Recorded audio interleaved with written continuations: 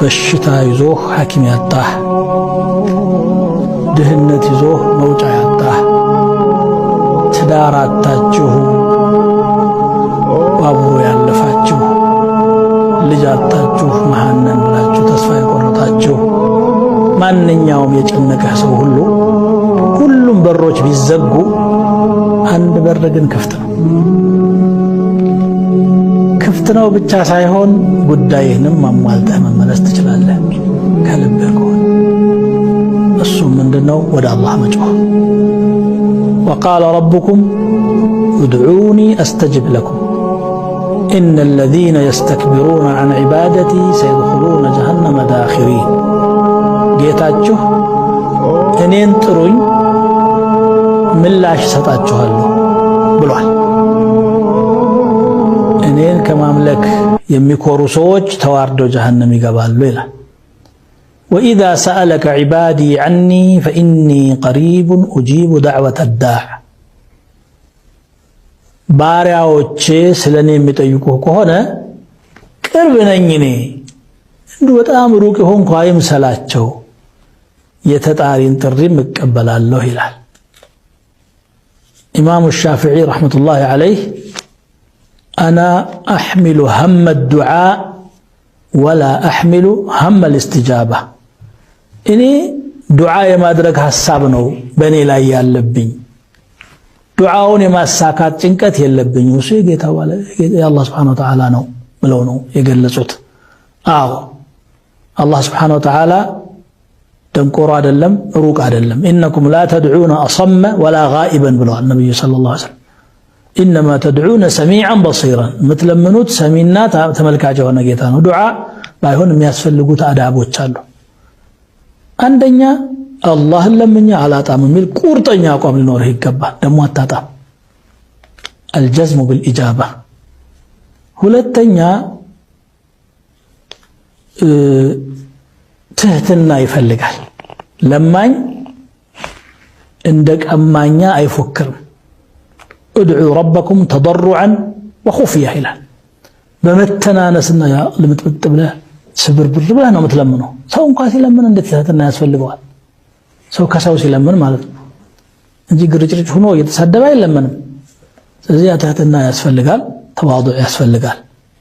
ሌላው በአንተና በአላህ መካከል ምስጢር አርጋት ወኹፍየተን ነው የሚለው የነብዩ አላህ ዘከርያን ዱዓ ሲናገር اذكر في الكتاب ምንድነው ካፍሃ ያ ዐይን ሷድ ذكر رحمة ربك عبده زكريا إذ نادى ربه نداء خفيا። ጌታውን ተጣራ። ጥሪ በዘልማት በጩኸት ነው የሚሆነው ተብሎ ነው፣ ግን አላህ ጋር ያለው ጥሪ ድብቅ ነው የሚሆነው። ድብቅ የሆነ ጥሪ አንተና አላህ መካከል ያለን መመሳጠር፣ ትህትና፣ ተማጽኖ ሌላ አካል በማያውቀው ሁኔታ። ሌላው ደግሞ ተጨንቀህ ነው መለመን ያለብህ። አመ ዩጂቡ ልሙضጠረ ኢዛ ደዓህ ወየክሽፉ ሱእ። እየተዘናጋ ነው ሁላችንም የምናደርገው ነው። ኢነላህ ላ የቅበሉ ዱዓአን ምን ቀልብን ጋፊልን ላሂን። የዘነጋ የተታለለ ከሆነ ቀልብ ላይ አላህ ዱዓ አይቀበልም አሉ ረሱሉ ሰለላሁ ዐለይሂ ወሰለም። እና ሳማንን ነው የሚቀበለው? የሚቀበለውማ ሙضጠር የሆነ የተጨነቀ ተማጽኖ ውስጥ የገባን ነው። ወየክሽፉ ሱእ፣ ችግርንም ያስወግዳል። እንደው ችግሮች ሁሉ መፍትሄ የላቸውም ብለን ችግር የለውም ከማንም አካል ተስፋ መቁረጥ እንችላለን። ፍጡር ነውና በሩን ዘጋ ነው። አቅምም ላይኖረው ይችላል፣ ክፋትም ሊኖረው ይችላል። ግን ፈጣሪ አንደኛ ስጦታው አያልቅም። የሚኑላሂ መልአ ላ ተጊዱሃ ነፈቀሃ አሉ ነብዩ ሰለላሁ ዐለይሂ ወሰለም። የአላህ ቀኝ እጅ ሙሉ ናት፣ መለገስ አያጎድላትም። አረአይተ ከም አንፈቀ منذ خلق السماوات والأرض። ሰማያትና ምድርን ከፈጠረ በኋላ ምን ያህል እንደለገሰ እንደው አስተውለህ ታውቃለህ ይላሉ።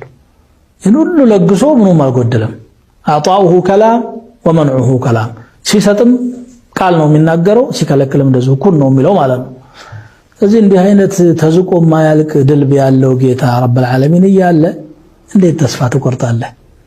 እንዴት መሄጃ የለኝም ትላለህ? አለ እንጂ መሄጃ። እንደውም አማራጩ የተሻለው አማራጭ እሱ ነው፣ ወደ አላህ መሸሽ ነው።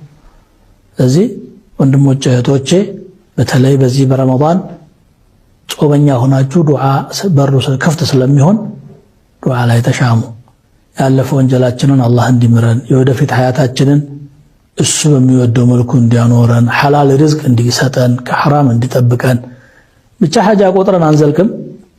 ባጭሩ በቁርአኑ እንደነገረን ربنا آتنا في الدنيا حسنة وفي الآخرة حسنة وقنا عذاب النار ጌታዬ በዱንያውም መልካሙን ስጠኝ ማይቆጠር ማለት ነው በአኺራም መልካሙን ስጠኝ ከሳት ቅጣት ማድነኝ ብለን ዱዓ ማድረግ ነው። አላህ ይወፍቀን።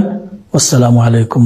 አላህ ሱብሓነሁ ወተዓላ መቼም ቢሆን ብቻችንን አይተወንም። በተለይ ደግሞ በሱ ላይ እርግጠኛ ሆነን ከጠየቅ ነው በትክክለኛው መንገድ እሱን የምንለመነው ከሆነ አላህ ሱብሓነሁ ወተዓላ መቼም ቢሆን እኛን ጥሎ አይጥለንም። ከኛ የሚጠበቀው ዋናው ነገር እጃችንን ዘርግተን እሱን መለመን ነው። ከዛ እሱ አላህ ሱብሓነሁ ወተዓላ ዱዓችንን እንዲቀበለን ማድረግ ያሉብንን ነገሮች በሙሉ በትክክል አድርጎ መገኘት ነው።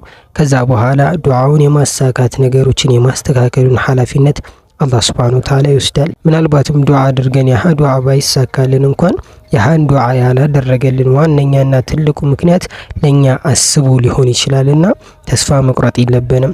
ምናልባት ያህንን ነገር ብናገኘው እኛ ተጎጂ የምንሆንበት ሁኔታ ሊሆን ይችላል፣ ወይም ደግሞ አላህ ሱብሓነሁ ወተዓላ ለቀጣዩ ዓለም አስቀምጦልን ሊሆን ይችላል። ስለዚህ አላህን ከመጠየቅ እሱን ከመለመን ወደ ኋላ መቦዘን የለብንም። ሁልጊዜም ቢሆን እሱን መጠየቅ መለመን አለብን። ወንድሜ አላህ እስልምናን የሰጠ ስለወደደህ ነው። እህቴ አላህ እስልምናን የሰጠች ስለወደደች ነው አይደለም? አዎ እኔ አይደለሁም ያልኩት። ረሱል አለይሂ ሰላቱ ወሰላም ሲናገሩ ሲያስተምሩን አላህ ዱንያን ለሚወደውም ለማይወደውም አላህ ይሰጠዋል አሉ። ዱንያን ለሚወደውም ለማይወደውም አላህ ይሰጠዋል። ዓለም ላይ ያሉ የሚባሉ ባለሀብቶች ስታያቸው ከአላህ መንገድ ያፈነገጡ ናቸው። ኢስላምን ያላገኙ ናቸው። ዱንያ መሰጠት የመወደድ የመጠላት ምልክት አይደለም። ድህነት የመጠላት ምልክት አይደለም። ዲንን ግን አሉ ረሱል አለይሂ ሰላቱ ወሰላም እስልምናን ኢማንን ግን አላህ ለሚወደው እንጂ ለማንም አይሰጥም አሉ። ወንድሜ አላህ ወዶ የሰጠህን ዲን ተጠቀምበት። ከቀልባችሁ ሆናችሁ በልባችሁ ጆሮ አዳምጡኝ።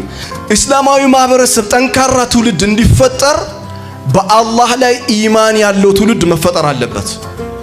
በአላህ ላይ ጽኑ የሆነ ኢማን ታሪፍ ቢላህ አላህን ማወቅ ኢማንን ይገነባል። ጠንካራ እስላማዊ ትውልድ እንዲፈጠር ካስፈለገ በኢማን የተገነባ ትውልድ መኖር አለበት። ለዛ ነው ሱረቱል ሐዲድ ስትጀምር ከቁጥር 1 ጀምሮ ቢስሚላሂር ረህማኒር ረሂም ሰበሐ ሊላሂ ማ ፊስ ሰማዋቲ ወልአርድ ወሁወል ዐዚዙል ሐኪም ለሁ ሙልኩ ሰማዋቲ ወልአርድ ዩህዪ ወዩሚት ወሁወ ዐላ ኩሊ ሸይኢን ቀዲር ሁወል አወሉ ወልአኺሩ ወዛሂሩ ወልባጢኑ ወሁወ ቢኩሊ ሸይኢን ዓሊም ወሁወ ለዚ ኸለቀ ሰማዋቲ ወልአርድ ፊ ሲተቲ አያም እያለ ሱራው ከቁጥር 1 ጀምሮ እስከ 6 እስከ 7 ካያችሁት አላህን ነው የሚያስተዋውቀው።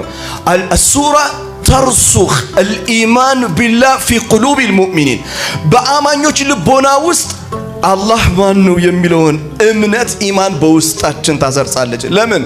ጠንካራ እስላማዊ ትውልድ ለመገንባት አላህን ማወቅ መሰረት ስለሆነ።